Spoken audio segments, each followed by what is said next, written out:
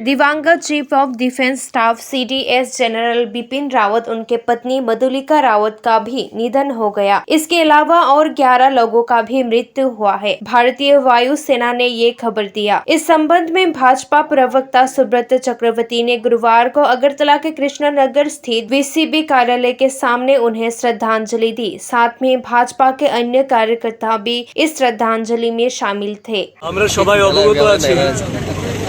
গতকাল আমাদের দেশে প্রথম chief of defence staff Bipin রাওয়াতজি উনি ওনার বায়ুসেনার একটা হেলিকপ্টার যেখানে উনি সহ ওনার স্ত্রী সহ 14 জন ছিলেন, এটি তামিলনাড়ুর কুন্নুর জেলাতে সেই হেলিকপ্টার ক্র্যাশ হয় এবং বিপিন রাওয়াতজি ওনার স্ত্রী সহ 13 জন তাতে করে প্রয়াত হয়েছেন এবং একজন এখনও মৃত্যুর সঙ্গে পাঞ্জা লড়ছেন।